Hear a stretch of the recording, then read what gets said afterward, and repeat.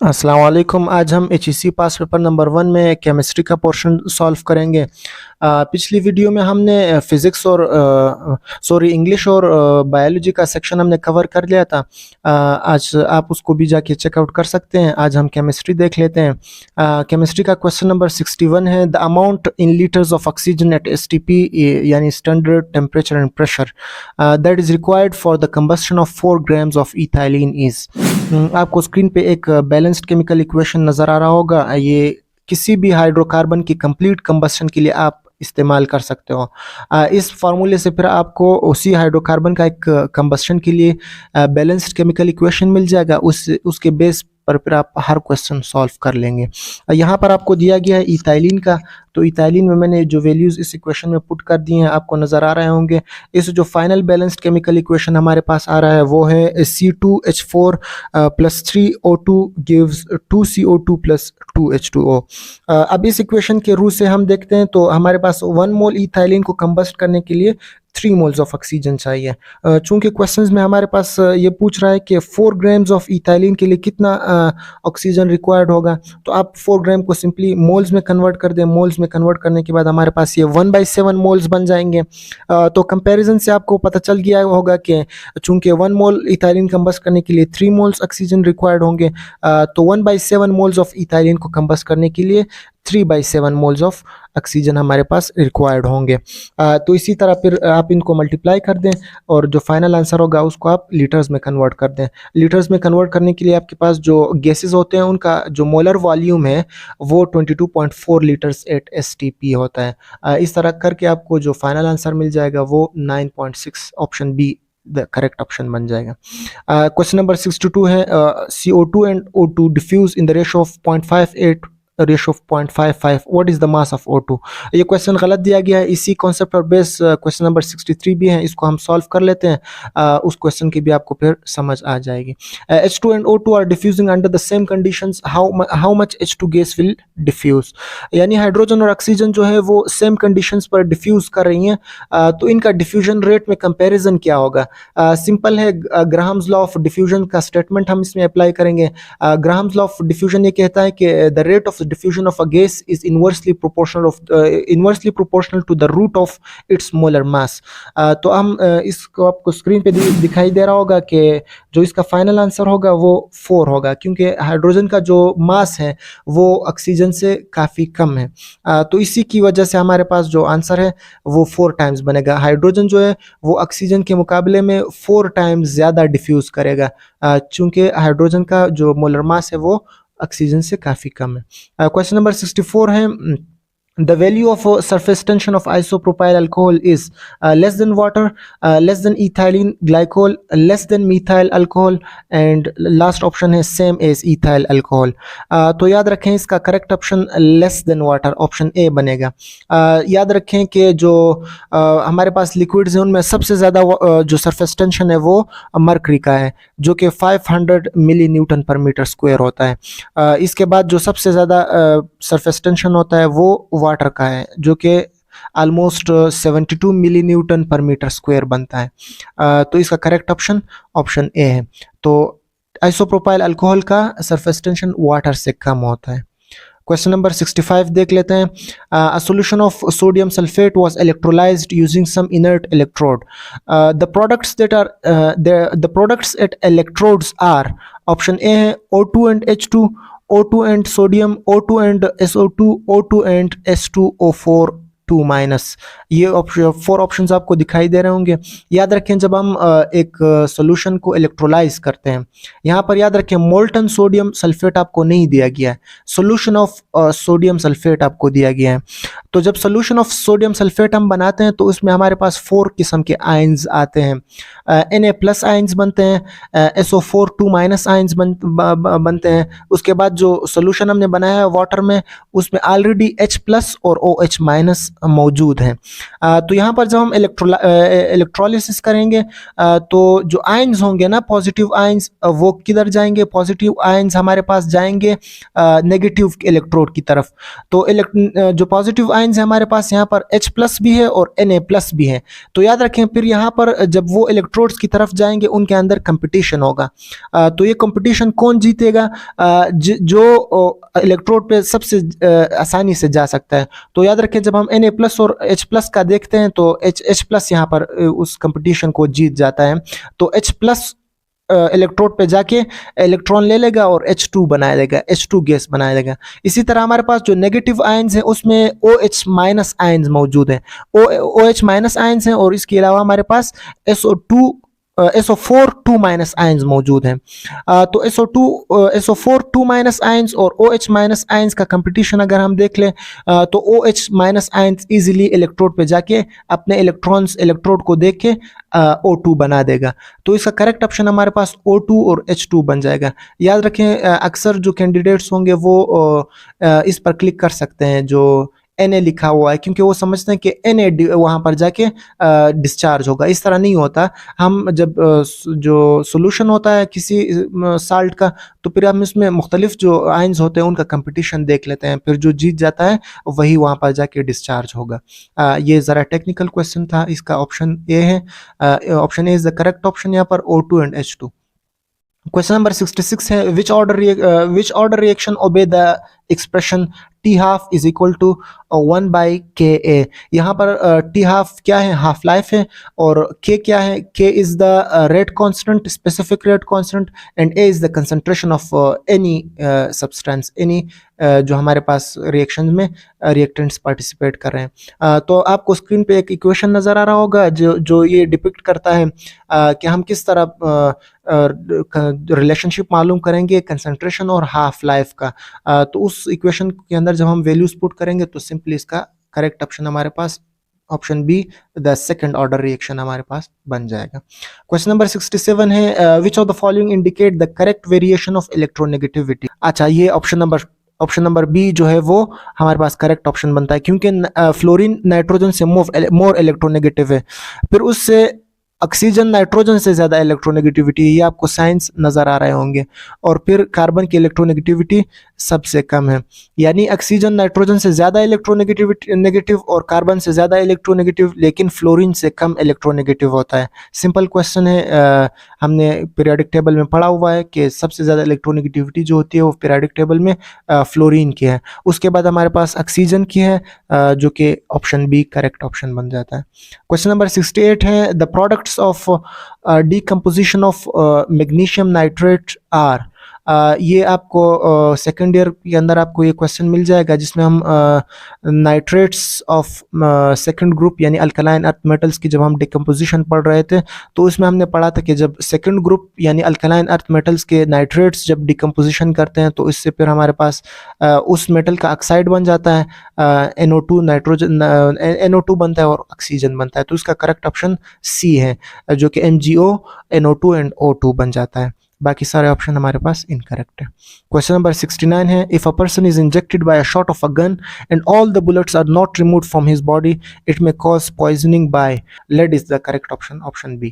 Question number 70 है, nitric oxide has valence electrons. Simple question है, आपके पास नाइट्रिक ऑक्साइड का डॉट एंड क्रॉस मॉडल आप ड्रॉ करें तो आपको 11 इलेक्ट्रॉन्स इसमें valence electrons, option C is the correct option.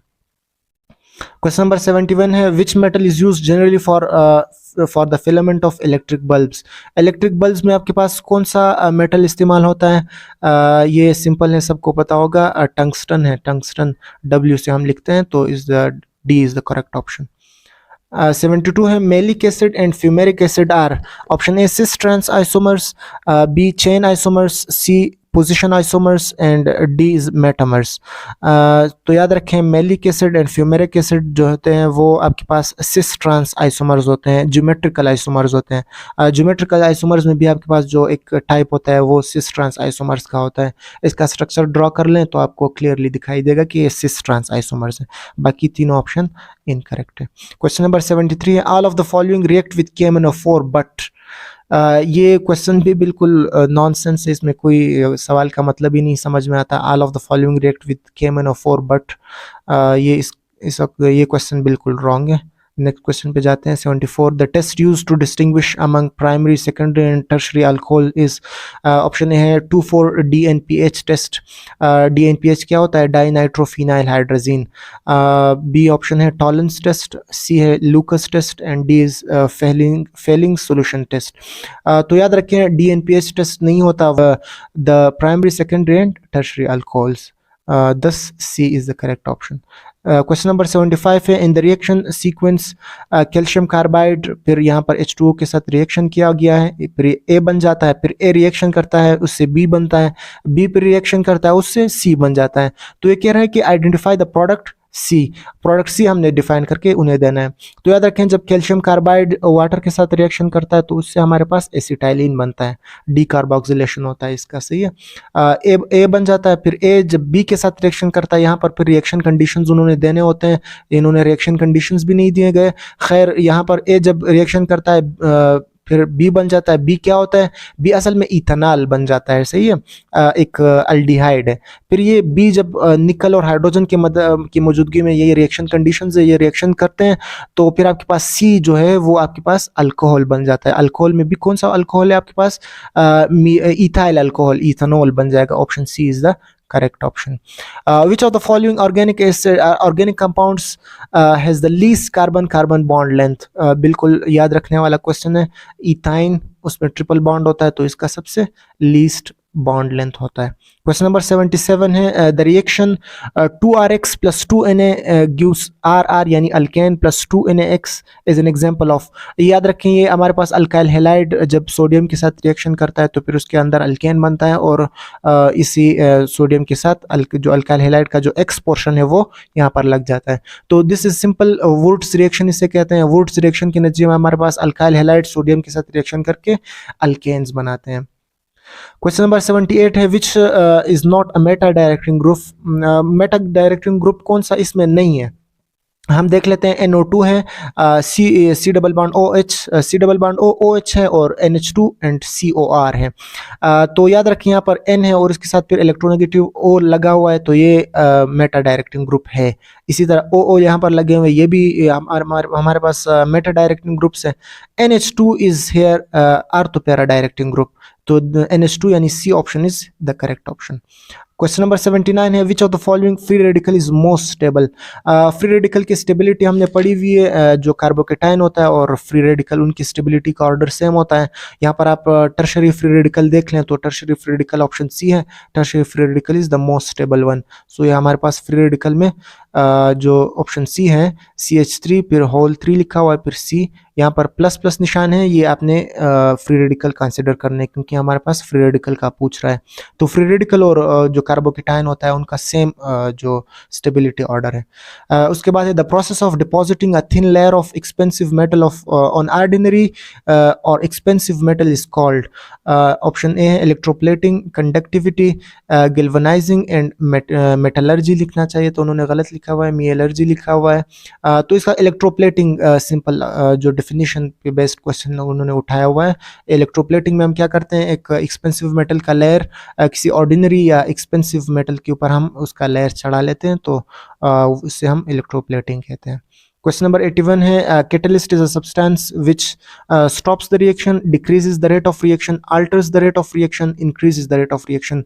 यहाँ पर हम ऑप्शन डी को क्लिक करेंगे, increases the rate of reaction, लेकिन याद रखें कुछ ऐसे कैटलिस्ट भी होते हैं जिन्हें हम नेगेटिव कैटलिस्ट कहते हैं, वो डिक्रीज भी कर सकते हैं रेट ऑफ रिएक्शन को।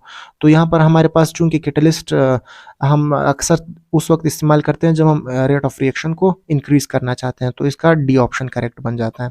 क्वेश्चन नंबर 82 है for a single step reaction A gives B plus 2C the rate law is. यहाँ पर सिंगल स्टेप रिएक्शन आपको दिया हुआ है, ये आपको दिखाई दे रहा होगा, तो रेट लॉ किस तरह बनेगा? उन्होंने रेट लॉ की भी ऑप्शंस यहाँ पर इस तरह लिखे हुए, rate is equal to K times फिर डैश लिखा हुआ है, बी ऑप्शन है rate is equal to K times A concentration into B concentration, C है rate law is equal to simple specific rate constant और D जो है rate is equal to के, ये भी उन्होंने यहाँ पर कुछ पॉइंट्स मिस किया हुआ है, यहाँ पर बी लिखा हुआ है। तो याद रखें इसका जो सिंपल जो फंडा है वो ये है कि जब भी आपको एलिमेंट्री या सिंगल स्टेप रिएक्शन दिया जाए तो फिर आप जो उसके जो बैलेंस केमिकल इक्वेशन में जो काफिशेंट्स हैं उसके बस सिंपली उसका पावर बना दें।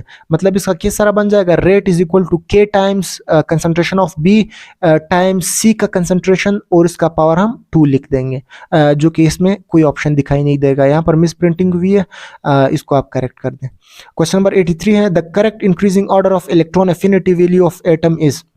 ये इंतहाई ज़बरदस्त क्वेश्चन दिया गया है, ये अक्सर स्टूडेंट्स यहाँ पर फ्लोरीन का सबसे ज़्यादा क्लिक करेंगे। याद रखें फ्लोरीन का तो वैसे बाय डेफिनेशन अगर हम देख लें फ्लोरीन की इलेक्ट्रोनेगेटिविटी ज़्यादा है तो इसकी इलेक्ट्रॉन अफिनिटी ज़्यादा होनी चाहिए थी, लेकिन याद रखें कि जो इलेक्ट्रॉन अफिनिटी होती है वो क्लोरीन की ज़्यादा है, क्योंकि फ्लोरीन का जो साइज़ है वो बहुत कम है। तो जिसमें जब एक्स्ट्रा इनकमिंग इलेक्ट्रॉन होता है वो जो ऑलरेडी प्रेजेंट जो एग्जिस्टिंग इलेक्ट्रॉन्स होती हैं उनमें रिपल्जन होता है, तो फिर उसकी इलेक्ट्रॉन अफिनिटी कम हो जाती है। इस वजह से हमारे पास सबसे ज़्यादा इलेक्ट्रॉन अफिनिटी क्लोरीन की है, उसके बाद फ्लोरीन की है, फिर आयोडीन की, और फिर ब्रोमीन की, और लास्ट में आयोडीन की है। तो हम वही ऑप्शन यहाँ पर सर्च करेंगे, क्लोरीन की सबसे ज़्यादा है, क्लोरीन की ये ज़्यादा है, उससे फिर फ्लोरीन की है, फिर ब्रोमीन की, और फिर लास्ट में आयोडीन। तो option A is the correct option. यहाँ पर बाकी सारे देख लें तो ये रॉन्ग होंगे। क्वेश्चन नंबर 84 है the element with atomic numbers 10 18 36 54 and 86 are light metals, inert gases, halogens and rare earth metals. ये सिंपल है, 10 हमारे पास नियॉन है, 18 और वो है हमारे पास आर्गॉन है, इसी तरह क्रिप्टॉन, जीनन और आर्गॉन और रेडॉन बन जाते हैं ना, तो ये हमारे पास इनर्ट गैसेस है। Option B is the correct one. 85 है the relation between first and second ionization potential of a given atom is. एक गिवन एटम अगर आपको दिया जाए तो उसमें फर्स्ट और सेकंड आयनाइजेशन पोटेंशियल में आपके पास क्या रिलेशनशिप होगा। याद रखें ये भी क्वेश्चन जो है डिपेंड करता है कि पास कौन सा एटम है, लेकिन जनरली हम अगर देख लें तो सेकंड आयनाइजेशन पोटेंशियल हमेशा ज्यादा होता है। यहाँ पर हम ऑप्शन नंबर ए क्लिक करेंगे क्योंकि हमारे पास second ionization potential is greater than first ionization potential. Question number 86 है commercial hydrogen can be obtained by the action of steam on marsh gas, coal gas, producer gas and none of these. तो इसका correct option marsh gas है। Marsh gas हम methane को कहते हैं, तो methane से हम कमर्शियल प्रिपरेशन ऑफ हाइड्रोजन करते हैं। क्वेश्चन नंबर 87 है the number of isomers of C3H7Cl। इसके आइसोमर्स हमारे पास कितने होंगे, 2 3 4 एंड 6 दिए गए हैं। तो यहाँ पर आप देख लें तो आप क्लोरीन की पोजीशन को चेंज कर दें। यहाँ पर आप देख लें प्रोपाइल हेलाइड है, या इसे आप हेलो अल्केन्स की जो साइंटिफिक नेमिंग है IUPAC नेमिंग उसके लिहाज से देखें तो हमारे पास क्लोरोप्रोपेन है। क्लोरोप्रोपेन के हमारे पास कितने बनेंगे, 2 आइसोमर्स हमारे पास यहाँ पर बन जाएंगे। Option A is the correct one. Which class of compounds is represented by a type of formula ROR। ROR हम किसको लिखते हैं, asters, ethers, aldehydes and ketones दिया हुआ है, तो सिंपल है ईथर्स को हम ROR लिखते हैं। हमारे पास एक अल्काइल ग्रुप होता है, फिर बीच में ऑक्सीजन होता है, फिर एक और अल्काइल ग्रुप होता है। क्वेश्चन नंबर 89 है formalin is an aqueous solution of formic acid, formaldehyde, phosphorable aldehyde and last is acetone. तो इसका करेक्ट ऑप्शन है फॉर्मल्डिहाइड, बी ऑप्शन। 40% जो एक्वस सोल्यूशन होता है फॉर्मल्डिहाइड का उसको हम फॉर्मलिन कहते हैं, तो B is the correct option. Question number 90 है in this equation, in this reaction NH4 plus H2O gives H3O plus NH3। The conjugate base of H3O plus ion is. H3O का conjugate base क्या होगा, simple H2O इसका conjugate base होगा, तो B is the correct option here. यहाँ पर हमारे पास जो केमिस्ट्री का पोर्शन है वो ख़त्म हो जाता है। इंशाल्लाह हम नेक्स्ट वीडियो में फिज़िक्स के ऊपर एक वीडियो बनाएंगे, जो कि हमारा एक फर्स्ट जो HEC का पास्ट पेपर होगा वो कंप्लीट हो जाएगा। तो फिर मिलते हैं नेक्स्ट वीडियो में, तब तक अल्लाह हाफिज़।